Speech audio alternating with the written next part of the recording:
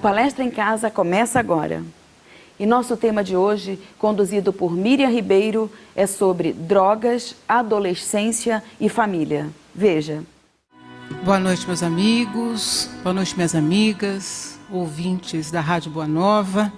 Quero dividir com vocês esse sentimento sempre de acolhimento, de alegria que a gente tem quando chega nesta casa, que nos oferece esse espaço, esse ambiente de serenidade, de tranquilidade, de conforto, né? Muito bom que tenhamos uma casa como essa nos recebendo.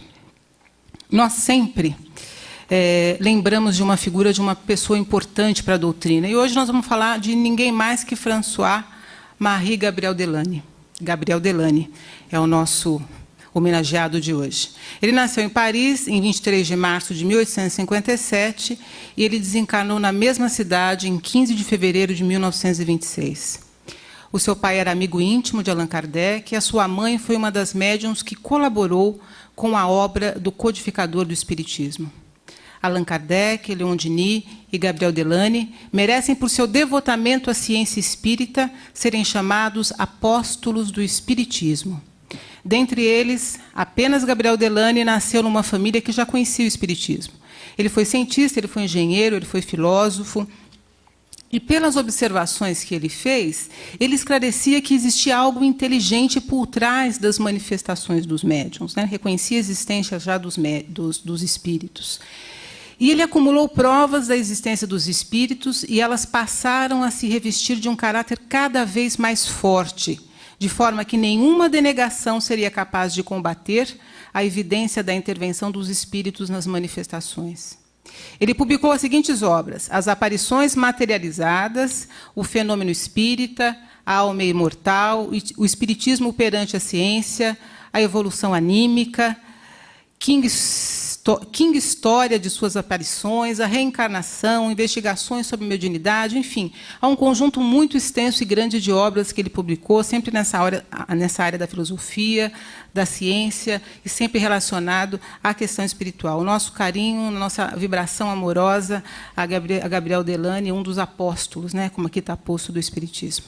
E por que ele inquieta, e por que o tema de drogas, de jovens, de pais, de educadores, é preciso estar na nossa pauta de discussão? Por que é importante isso? Eu vou dar a vocês 2 ou 3 elementos para convencê-los desta verdade. A primeira, neste livro, Um Desafio Chamado Família, do Joamar, o que ele traz? Ele diz o seguinte, isso lá pelos anos de 2000, e eu posso dizer aos senhores que esses dados eles pioraram, porque o consumo de drogas entre jovens tem aumentado não só no Brasil, como no mundo, como a gente vê aí pela televisão. O que o Joamar diz? Que em cada 10 jovens entre 15 e 29 anos, pelo menos 6 já experimentaram algum tipo de droga. 6 em cada 10. Isso nos anos 2000. Essa é uma primeira informação que é importante que a gente retenha. Tá? Uma segunda informação importante também, que eu quero dividir com vocês, é de um estudo feito pela Fundação Getúlio Vargas, que é um instituto de referência, uma faculdade de referência aqui no Brasil, especialmente aqui em São Paulo, que se chama Estado da Juventude, Drogas, Prisões e Acidentes. Essa pesquisa revela o seguinte, olha que dado interessante, tem várias informações, mas eu vou destacar uma delas que eu acho que é importante para a nossa reflexão e para deixar claro por que a doutrina está dizendo que este tema tem que estar assim na nossa pauta. Diz assim, que os dependentes químicos no Brasil, os viciados no Brasil, 62%, isso nos anos lá de 2010, 2009, 2010, 62% dos usuários de droga, eles são da classe A e da classe B. Eles têm renda familiar entre 10 e 15 salários mínimos. Eles moram nos grandes centros e eles são brancos. Este é o perfil da maioria dos dependentes químicos no Brasil, especialmente nos grandes centros. Por que eu trouxe esses 2 elementos? Porque, normalmente, nós temos um preconceito de que a questão da viciação está distante do nosso cotidiano.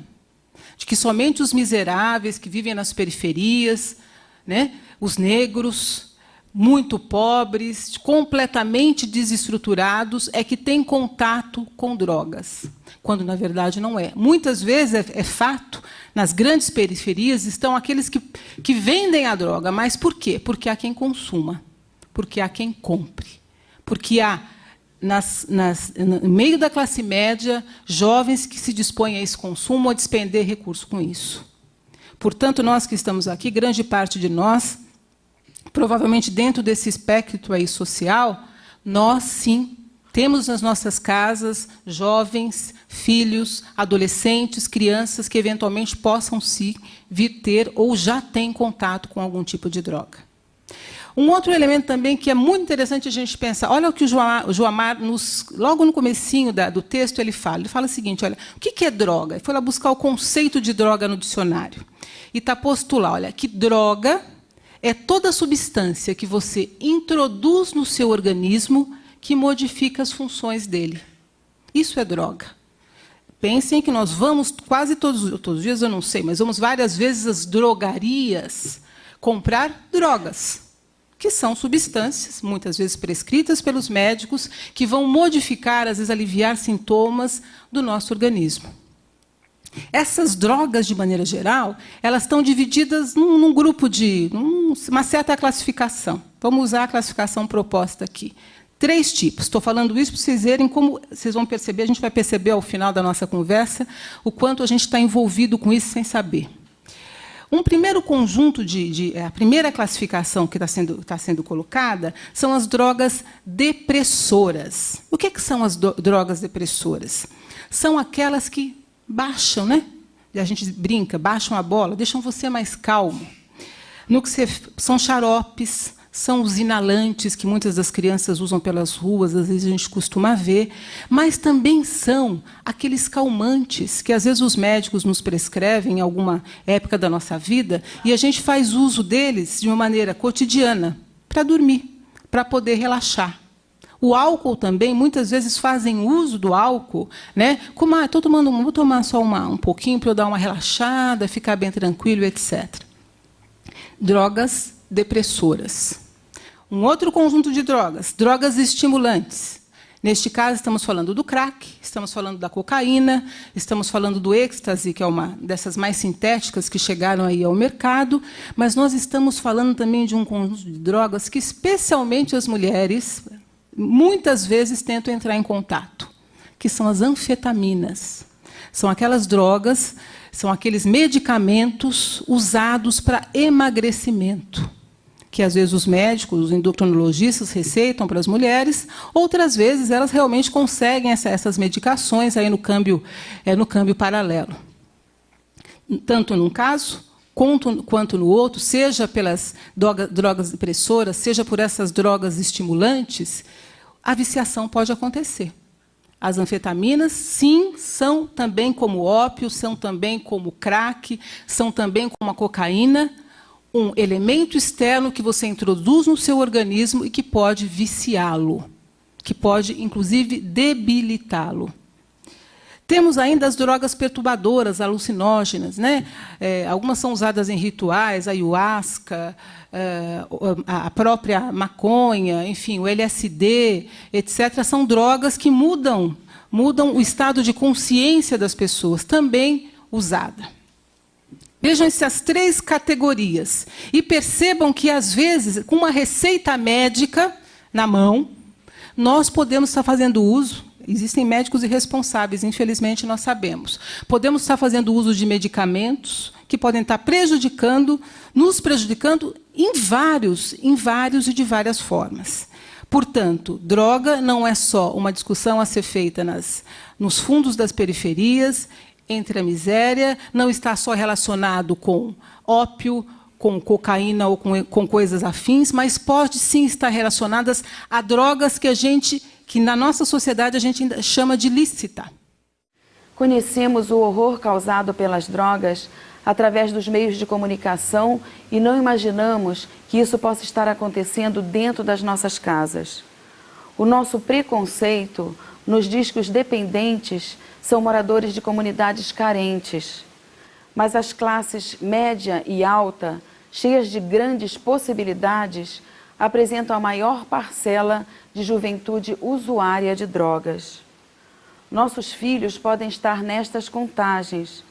Podem ser um dos muitos jovens que usam maconha, cocaína, crack ou outras drogas. Pois se tornar um usuário de drogas pode ser mais fácil quando o relacionamento em casa não ajuda a esclarecer melhor a vida. Participar da vida dos nossos filhos é muito importante. Somos nós, seus orientadores de maior responsabilidade, e não devemos deixar de nos preocupar com o que eles fazem.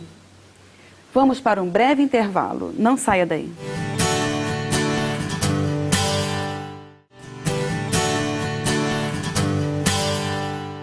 O Palestra em Casa está de volta. É dentro de casa que constituímos nossos valores.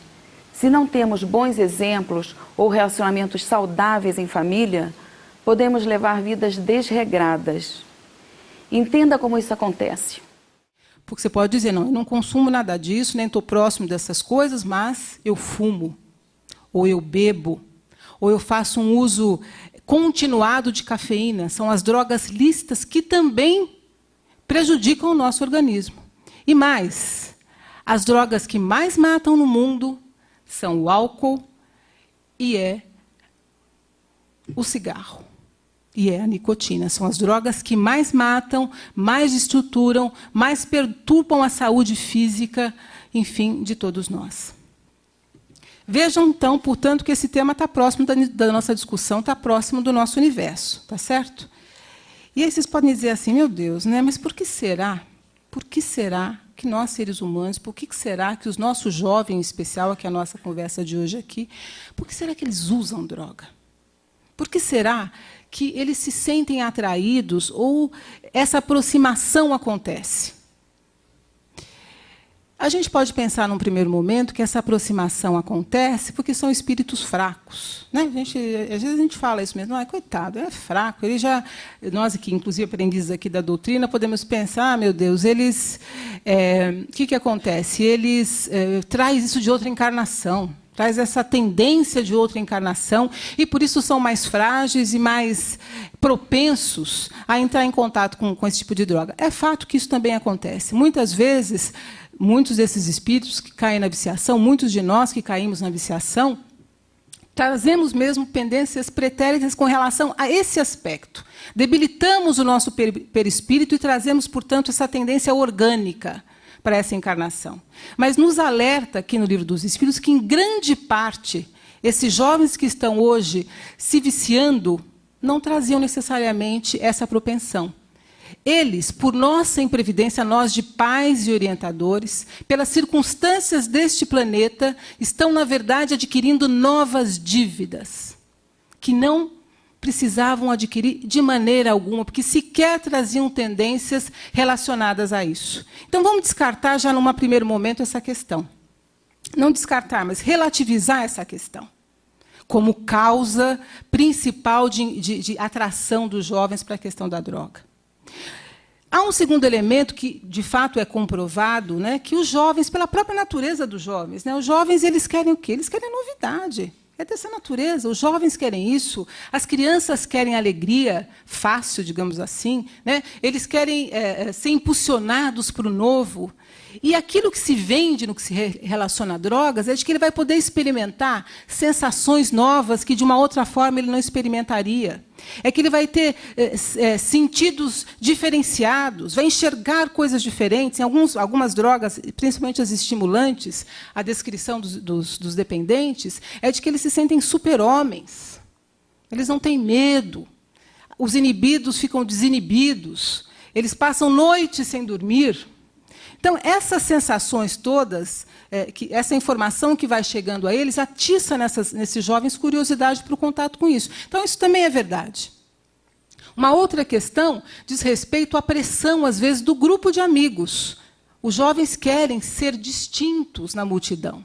Eles querem fazer parte de uma tribo que não seja a mãe e o pai dele. Depois de uma certa época, é saudável até que o jovem queira adquirir a sua própria personalidade, dizer o que veio ao mundo. Né? Revelar, afinal, qual é a tarefa que ele tem a desenvolver. Então, nesse sentido, muitas vezes a pressão do grupo para aceitá-lo, para ele poder ser aceito, o obrigam, né, ou o pressionam, né, repetindo, a fazer contato com esse tipo de substância, e muitas vezes eles caem na viciação. Então, esses aspectos todos são aspectos quase que de consenso do ponto de vista como causa. Mas tem um elemento que, inclusive, também já é consenso, digamos assim, que a doutrina espírita traz de uma maneira bem contundente no que se refere às causas. Hoje, psicólogos falam disso, psiquiatras falam disso, e a doutrina já falava e continua falando, que é uma coisa que é basilar, que a gente fala, que é base nesse aspecto, que é causador primeiro da aproximação de jovens e de crianças a drogas, que são lares em desequilíbrio. Lar em desequilíbrio é basilar, é base, é elemento-chave para permitir que um jovem se aproxime e se vicie e se relacione com esse mundo das drogas. Novamente, a doutrina sempre nos alerta. O que é interessante da doutrina? Ela não quer ficar fazendo o joguinho quadradinho, certinho, e a gente fingir coisas. Vamos tentar entender o que é lar em desequilíbrio. A doutrina não acha que lar em desequilíbrio é o lar do pai e da mãe separado, necessariamente. Ou a obviedade, por exemplo, de uma criança que nasce já filha de uma mãe consumidora, por exemplo, de crack, que se prostitui e nem sabe exatamente quem é o pai. Isso é óbvio que é uma desestruturação, que é um lar, né, que é uma casa não feita, digamos assim. O que a doutrina está dizendo é que, muitas vezes, um lar em desequilíbrio é o lar onde você olha a mesa da cozinha de manhã, está sentado lá o pai, a mãe, um casal de filhos, o pai está arrumadinho para ir para o banco, a mãe já está de salto alto para ir para a reunião importante que ela tem, o filho está indo para um colégio pago e a filha indo para a universidade. Mas aquele lar pode estar em desequilíbrio se, eu vou usar aqui uma palavra que pode parecer senso comum, mas não é, se o amor não estiver revelado entre aquele conjunto de pessoas. Se aquele conjunto de espíritos que ali se reuniram numa família, que combinaram isso no plano espiritual, não estiverem se olhando como tal. Lar em desequilíbrio, portanto, é aquele onde o pai está tão atarefado, está tão preocupado com o trabalho, que faz muito tempo que ele não sabe mais quem é o filho dele.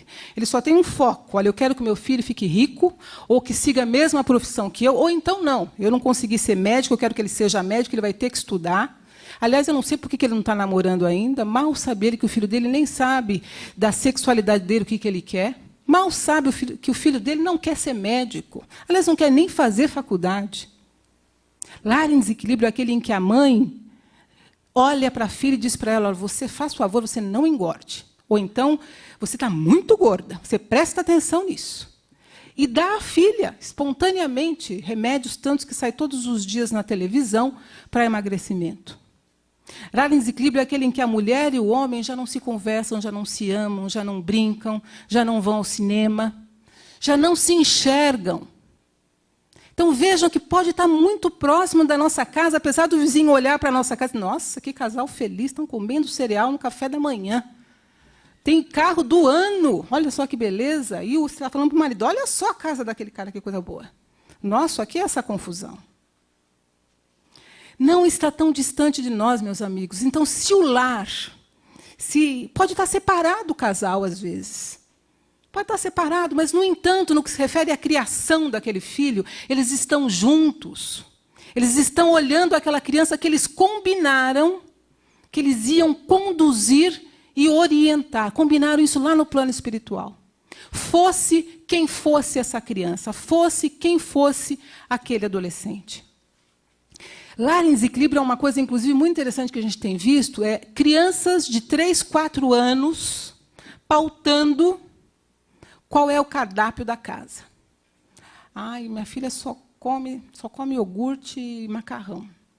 Uma criança de 3, 4 anos pauta. Por quê? Porque a mãe não quer ter o trabalho, e dá trabalho falar não. Dá trabalho falar a mão para a filha, para o filho. Argumentar, você chega a ser cansado do trabalho. Você quer que aquela criança coma alguma coisa, e ela só quer comer macarrão.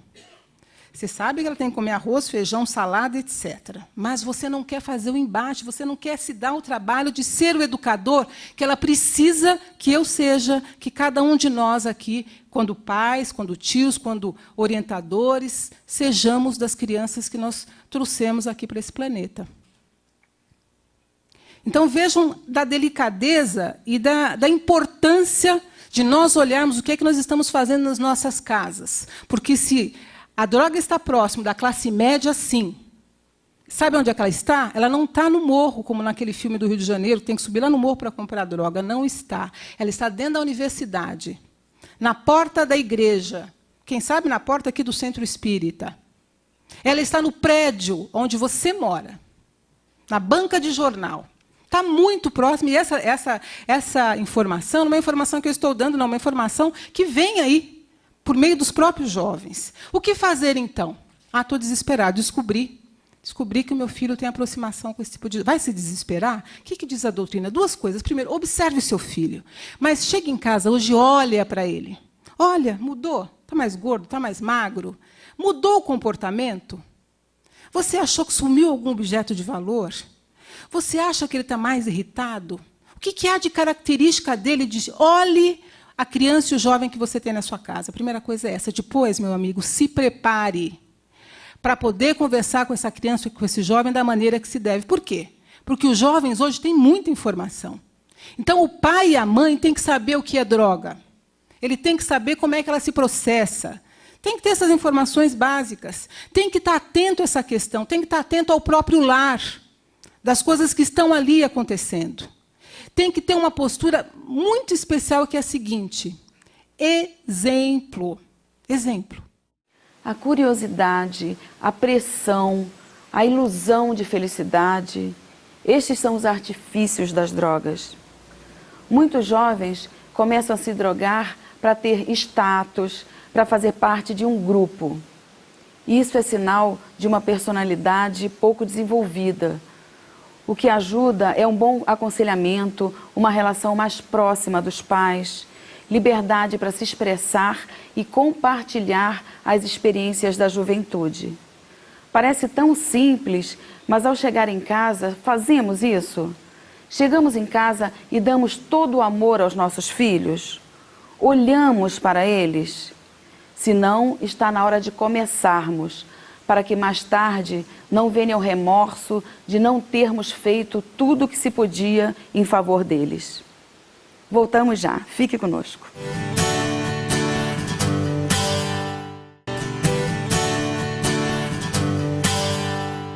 Estamos de volta com Palestra em Casa. Faça parte do Clube Amigos da Boa Nova e ajude a divulgar as mensagens da doutrina espírita. É só ligar 0800 12 18 38. Não queremos que nenhum mal chegue a nossas casas.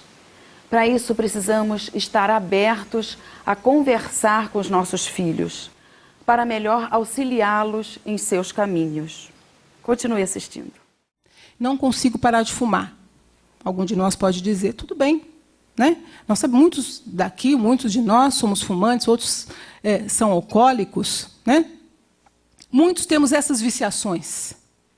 Mas o seu filho há de perceber se você está fazendo um esforço para a superação de algum tipo de vício. Ele há de perceber. Você não precisa ser perfeito. Você não precisa ter... Ele sabe que você é ser humano tanto quanto ele. Mas é preciso que você dê o exemplo. Você não pode condenar o seu filho a uma atitude se você não faz um esforço pessoal de superação das suas dificuldades. Então, devemos modificar a postura, devemos observar os nossos filhos e digo aos pais, tenham calma. Se descobrir alguma coisa, nada de histeria. Nada de histeria. Mulheres, mães, não dramatizem mais do que é necessário. O seu filho, se você descobrir que ele tem alguma aproximação com isso, precisa essencialmente de uma coisa. Muitas vezes, além da orientação médica, se chegou num estágio muito complicado, muitas vezes de orientação psicológica, de amparo espiritual, etc. Mas ele precisa de acolhimento. Ele precisa ser amado, eu vou dizer uma palavra que é muito forte e muito grande, incondicionalmente. Você tem que amar não aquele filho que você projetou, que você gostaria que ele fosse, mas aquele que está na sua casa, do jeito que ele é, com todas as fragilidades que ele tem. Isso não quer dizer que você não deva ser firme, que você não deva ser claro sobre o que é certo, sobre o que é errado, que você não deva dizer não, mas ele tem que se sentir acolhido no espírito que ele é, nas fragilidades que ele tem. Foi isso que você combinou, que você o receberia para encaminhá-lo para um momento melhor. Então, faça isso. Esse é um elemento fundamental para que essas crianças, para que esses nossos filhos possam, enfim, se estiverem próximos, né, da droga, se estiverem muito ou estiverem envolvidos com ela, fazer a superação. Por fim, em função do tempo, eu quero dizer aos senhores uma coisa. A casa, por conta de se saber do quanto isso hoje é uma questão, inclusive, de saúde pública, né? As viciações, a dependência química, a casa aqui, a Casa André Luiz, Centro Espírita Nosso Lar, Casa André Luiz, desenvolve um trabalho às segundas-feiras, às 19h30 da noite, e acho que também lá na Vila Galvão, às quintas-feiras, às 19h30, se chama Apoio Fraterno aos Dependentes Químicos, né? Eles desenvolvem esse trabalho de acolhimento e de apoio aos dependentes. Então, se algum de nós que está aqui, se algum de vocês que aqui está, se algum dos ouvintes que nos escuta e tem esse momento, tem essa questão próxima, procure apoio. Você pode dizer assim, mas eu não vou conseguir levar o meu primo, o meu filho, enfim, alguém que eu conheça para lá. Eu participei de uma dessas reuniões, algumas dessas reuniões, e eu me recordo de um filme muito interessante que passou, que mostrava o seguinte, que mostrava uma família onde tinha lá uma pessoa que era alcoólatra, tal, e o marido vai numa dessas reuniões de apoio e ele faz a seguinte declaração, que ele, que não era alcoólatra, aliás, nem bebia, ele se sentia doente. E o comentário era assim, numa família onde você tem algum tipo de dependência ou de viciação, não é só o dependente que é doente. A família adoece. O pai se perturba, a mãe se desequilibra, o irmão fica sem orientação. Então, se você não puder trazer aquela pessoa que está mais próxima, busque você, cuide de você, se ajude, se prepare para, quem sabe, um dia, quando essa criança, esse jovem, puder ou se dispuser a receber um tratamento, que ele possa recebê-lo. Uma outra coisa que é fundamental que a gente se recorde, que nos é proposto aqui, é que, além dessas viciações, né, que a gente está falando aqui muito rapidamente, mas que a gente sabe da densidade que elas têm, tem uma viciação que é mais corrosiva ainda. E o Joamar nos alerta, por meio de Chico Xavier, uma declaração de Chico Xavier, para que a gente faça o combate de 2 ou 3 outras viciações que todos nós temos. Eu não fumo, eu não bebo, eu não tenho contato com anfetaminas, etc. Essas coisas estão fora do meu universo. Nem café eu tomo. Tudo bem, ótimo, muito bom. Conseguimos fazer superação dessas drogas, né? Essas substâncias. Mas nós temos uma grande viciação, né? Que é o egoísmo. Novamente, parece palavra feita, né? Quando a gente fala amor e egoísmo, a gente mistura essas coisas hoje como se fossem banais. Egoísmo é a doutrina do ego. É isso que quer dizer. Ismo é doutrina, né? Ensino, doutrina, tal. Então, o combate a esse vício, a essa doença, ela é, inclusive, um dos remédios mais eficazes para o equilíbrio da família. Para que aquele lar que a gente havia comentado, desequilibrado, frágil, às vezes aparentemente harmonioso, para que ele possa ser melhor. Por que a gente está dizendo isso? Porque quando a gente faz o combate do egoísmo, nós temos a coragem de olhar para os nossos filhos, reconhecer que eles provavelmente não são ou podem não ser aquilo que nós imaginávamos ou gostaríamos que ele fosse. A gente olha para eles, saímos do nosso ego, daquilo que nós gostaríamos, do que eu quero para o meu filho, etc. e tal, e você começa a estabelecer, de fato, um diálogo com aquele ser que está na sua casa. Quando você faz isso, quando você sai de si, do seu ego, e se dispõe a conversar com outro espírito que está ali ao seu lado, as coisas começam a se modificar. Como é que isso se faz? Como mágica, de uma maneira muito diferenciada? Tem que ser muito especial? Não. Coisas pequenas, conversas pequenas, um olhar diferente, um agrado que você faça. Ouça o que o seu filho quer. Você conhece os amigos dele? Você sabe onde ele está agora? Tem certeza onde seu filho está agora? Tem certeza? Me perguntaram isso outro dia, eu quase me arrepiei. Não tenho certeza. Então, essa aproximação que a gente precisa fazer, essa sintonia que a gente precisa estabelecer com essas crianças, com esses jovens, é nesse sentido. Ao mesmo tempo, quero deixar um grande parabéns aos pais e às mães que aceitaram a tarefa de trazer crianças para esse planeta. Eu comentava um pouco antes da reunião, do livro Transição Planetária, que fala, inclusive, que a partir dos anos 90, um conjunto de crianças começaram a chegar ao nosso planeta com uma tarefa muito especial, que é a tarefa de fazer a passagem para o mundo de regeneração. Essas crianças trazem características distintas, muitos são bravos, rebeldes. A gente consegue conversar com essas crianças, eles têm sempre argumento para tudo, né? Eles vêm com tarefas muito interessantes, uma inteligência muito especial. E nós dissemos, olha, eu topo trazer, topo deixar que eles cheguem a esse planeta. Só que quando eles chegam aqui, a gente fica meio com preguiça, tá certo? Mas, olha, a gente topou, eles estão aí, estão nas nossas casas, que bom que nós os recebemos. Então, vamos ajudá-los a cumprir aquilo que eles precisam cumprir aqui nesse planeta. Um primeiro passo é esse, amor incondicional. Lembrem, nossos filhos são, antes de qualquer coisa, espíritos. E nós nos dispusemos a ser condutores deles nessa existência. Façamos, portanto, a nossa parte. Muito obrigada. Para que as drogas não cheguem ao conhecimento de nossos filhos, precisamos conscientizá-los. É com diálogo e união que ajudamos nossos filhos a passar pela juventude da maneira correta. Muitas vezes nos falta tempo e paciência, mas devemos lembrar que recebemos esses filhos e somos responsáveis pela construção do caráter e da personalidade deles. Não podemos nos omitir e depois perguntar por que temos um filho adicto. Cada vez mais precisamos ser humanos, fazer parte da vida daqueles que amamos. Constituir família não tem a ver apenas com reprodução. Corresponde também a zelar, relacionar-se e ensinar como se relacionar bem com o mundo lá fora. Fique conosco. Voltamos dentro de instantes.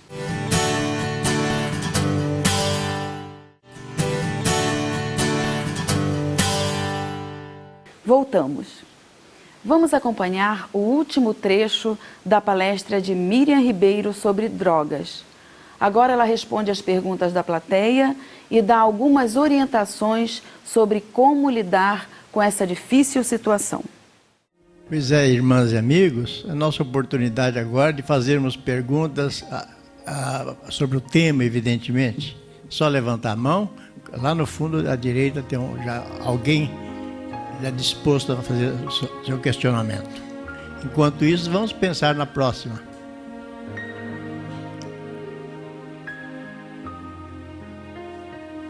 Boa noite. Eu queria comentar uma coisa que aconteceu comigo sábado passado. Eu fui numa festa da minha prima e tinha um garoto de 12 anos. E ele tinha feito um narguile. Ele fez um narguile e foi fumar. E eu fiquei horrorizada, porque ele tinha 12 anos. Aí eu perguntei assim para ele por se a mãe dele sabia que ele fumava. E ele me respondeu, mas minha mãe também fuma.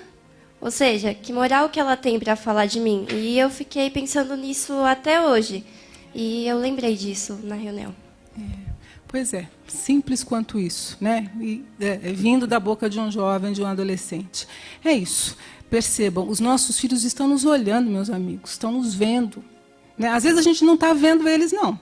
Mas eles estão nos olhando. Vamos prestar atenção no que eles estão enxergando quando nos veem, quando olham para nós. Boa noite, meu nome é Sérgio.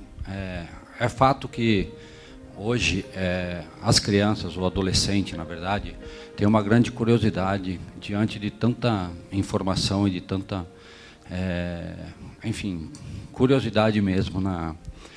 E essa curiosidade, ao ponto de... Hoje nós temos, eu queria, na verdade, mais acrescentar também uma situação que está se alastrando diante da juventude, né, principalmente dentro das escolas, que seria o bullying, que, diante dessa situação do bullying, um adolescente sofrer isso, ele tem uma tendência a desenvolver um interesse para esse outro mundo, que é o mundo de curiosidade das drogas, e como tratar, nesse caso, dentro da família, na verdade, né?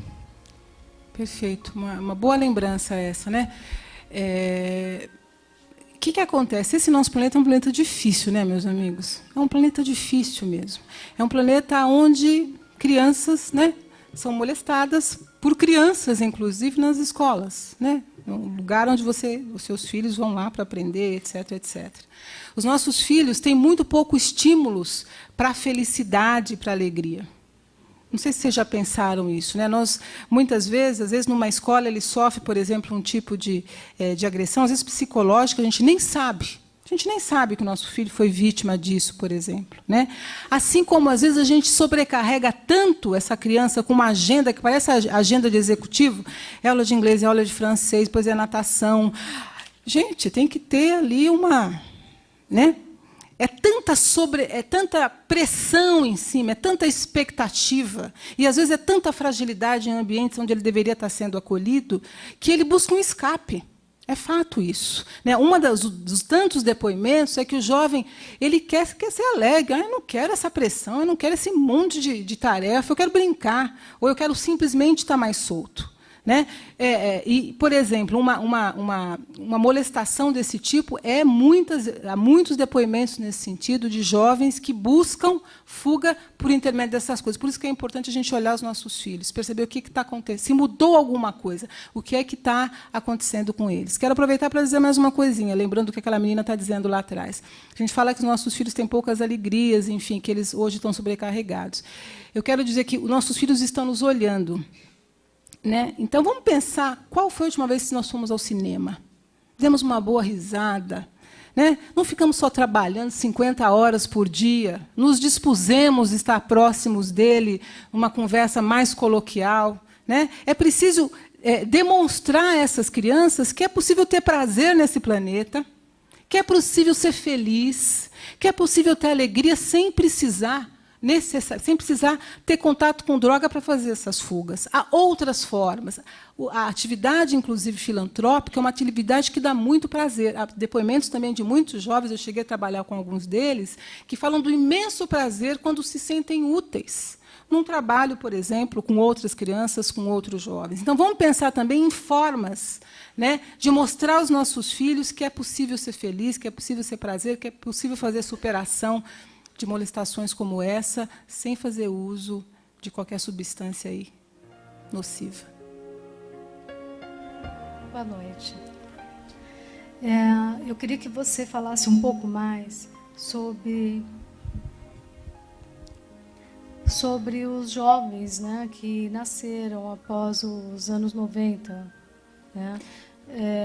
Eu tenho uma certa dificuldade para acompanhar os meus filhos. Eu tenho um casal de filhos e eles têm assim uma cabeça muito avançada e eu fico perdida muitas vezes, que eu não consigo acompanhar o raciocínio deles. Quando eu brincava que parabéns para esses pais que receberam essas crianças, né? Quanto mais a gente vai lendo, aconselho você a ler Transição Planetária, Crianças Índigo, são 2 livros, né, do Divaldo, inclusive, que falam dessas crianças novas que estão chegando. Não são santos, não, viu, gente? Não vamos nos iludir. Né? É bom deixar muito claro que crianças índigo, essas crianças que estão chegando, não se trata de santo, nem de seres, não. São crianças que já passaram, são jovens, são espíritos que já passaram por experiências outras. Né? Realmente eles têm, não é à toa que eles têm uma facilidade tão grande para lidar com o meio de comunicação. Né? Essas coisas, essa televisão, a mídia, que para a gente, pelo menos para a minha faixa etária, ainda é tão difícil de lidar. Quando a gente lê o Nosso Lar, por exemplo, lá já muito tempo antes, tá certo? A gente vê lá aqueles aparelhos que eles usavam há muito tempo atrás. Então, essas crianças vêm de lugares onde a comunicação é muito mais fluida, muito mais rápida, tá certo? Chegam aqui com um conjunto de informação que a gente não sabe como lidar com elas. Por que eles vêm com essas informações? Porque o trabalho... Gente, eu, para fazer um trabalho escolar, eu tinha que ler a Barça. Tem que pegar o Conhecer. Eu vou dar 3 gugadas lá, tá certo? 3 cliques que você dá, tá certo? Você tem o seu trabalho de escola praticamente pronto. Não é uma coisa impressionante isso? Por que será? Né? Intelectualmente, o homem tem avançado, tecnologicamente tem avançado, para que a gente não tenha trabalho com isso. Eles têm outras tarefas no campo da moral, no campo de desenvolver outras especialidades. Né? É difícil lidar? É difícil.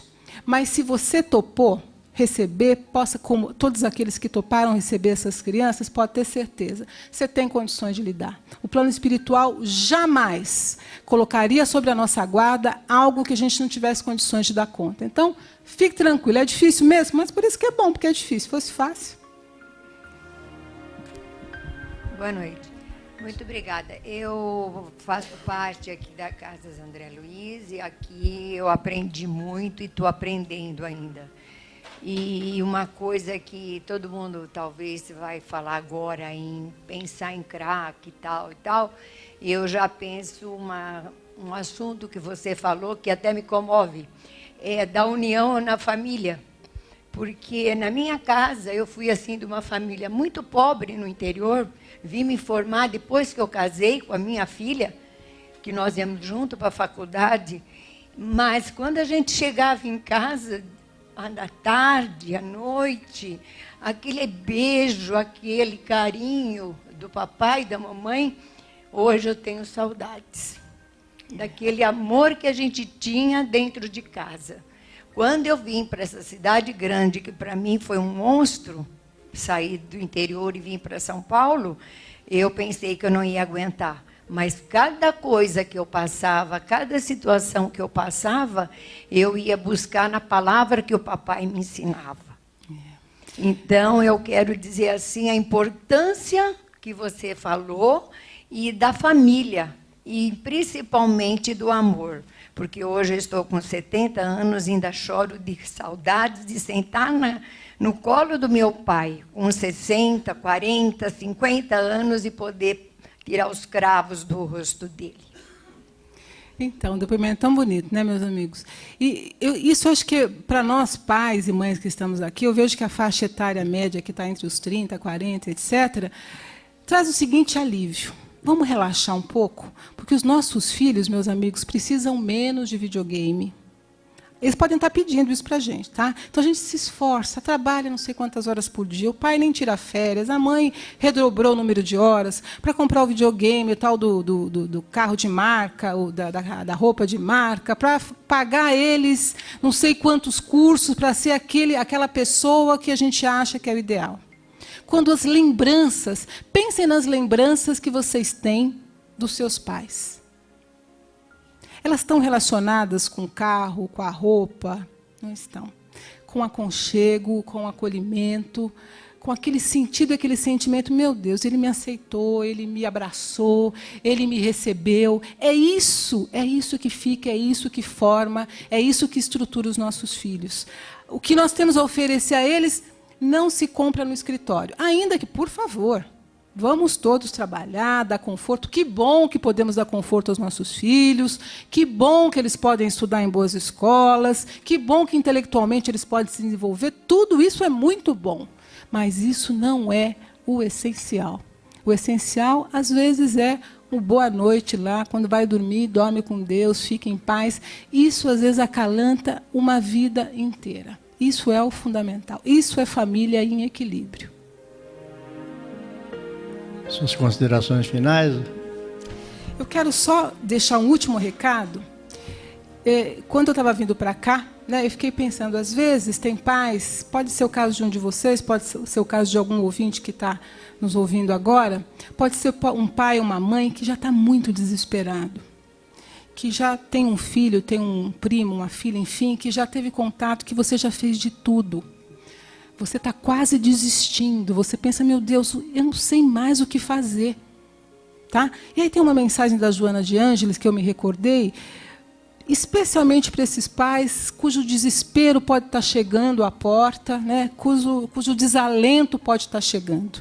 A Joana de Ângeles fala o seguinte: em qualquer circunstância difícil, quando as coisas se apresentarem negativas ou aflitivas, sem solução, não deixe de fazer o que te cabe, porque a parte de Deus, Ele o fará. Seja qual for a dificuldade, por maior que lhe pareça, continua fazendo a sua parte, certo que Deus chegará no momento oportuno a teu benefício. Deus tem estradas onde o mundo não tem mais caminhos. Então, fé e ação. Uma boa noite para vocês, meu carinho, que possamos estar juntos aqui numa próxima oportunidade. O consumo de drogas tem aumentado no mundo. No ano 2000, 6 em cada 10 jovens usavam drogas. Hoje esse número é maior, 60% da classe A e B no Brasil. Informações que vimos na palestra da Miriam. Quase todos nós conhecemos ou temos alguém que usa droga na família. Remédios, em sua maioria, são drogas. Medicamentos usados para emagrecer, para dormir, antidepressivos, maconha, crack, cocaína, etc. Porém, existem drogas lícitas como o cigarro, o álcool, as cafeínas. E o álcool é a que mais mata. Por que será que se usa drogas? Existe a tendência orgânica, mas não necessariamente. Existem tendências pretéritas, não descartamos, mas agora existe também o querer conhecer.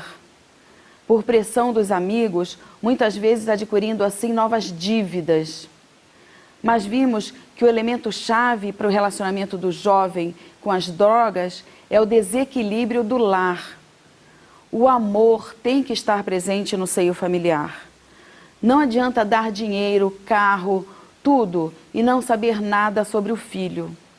O que se passa no coração dele? Os pais conversam? É o filho pequeno e muito jovem que manda na casa? Isso é lar em desequilíbrio.